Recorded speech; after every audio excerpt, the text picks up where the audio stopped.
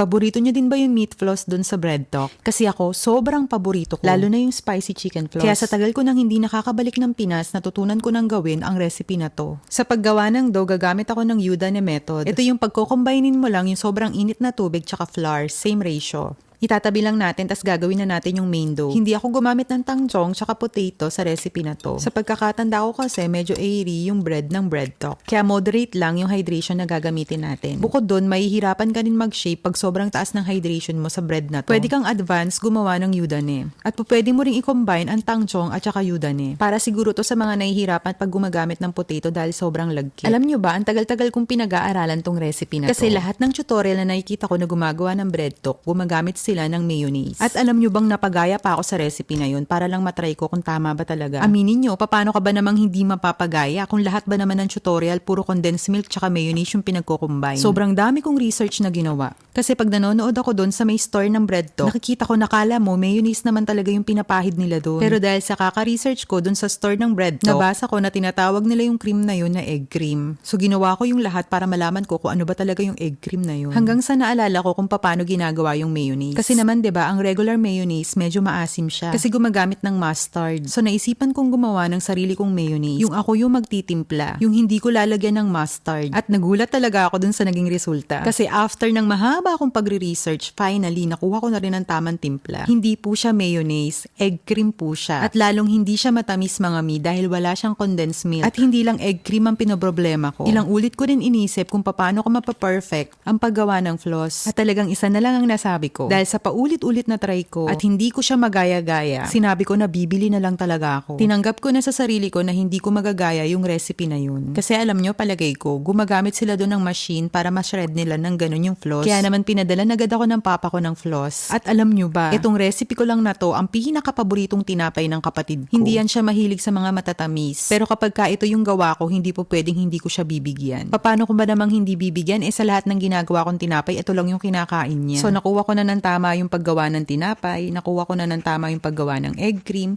tapos bumibili na lang din ako ngayon ng floss. So ano pa nga ba mga mi, edi na perfect ko na naman ang isa pang recipe na to. At ready na naman akong i-share to sa inyo. Naalala ko talaga na may nagsasabi sa akin noon na sana singilan ko na lang daw kayo kapag sinishare ko yung recipe ko. Para nga naman daw kumita pa ako. Pero alam nyo, talagang worth it yung pag-share ko sa inyo ng recipe. Lalo na pag ina-update nyo ako sa mga recipe ko na gawa nyo. Sobrang nakakataba talaga ng puso. Marami pa nga ng mga nagne-negosyo na ginagamit yung recipe ko. Tignan nyo naman kung gaano kasaya yung ganun, diba? Kaya paulit-ulit at hindi ako magsasawa na mag-share palagi sa inyo ng mga recipe. At sana balang araw, malay nyo, magkaroon din ako ng sarili kong cookbook. At pag nangyari yun, kahit na nga ba alam nyo na lahat na halos ng mga recipe ko, isa lang ang papasok sa isip ko pag binili nyo yun. Hindi na yung recipe sa loob yung bibilin nyo. Yung part na ng pagkatao ko yung bibilin nyo. Ang drama.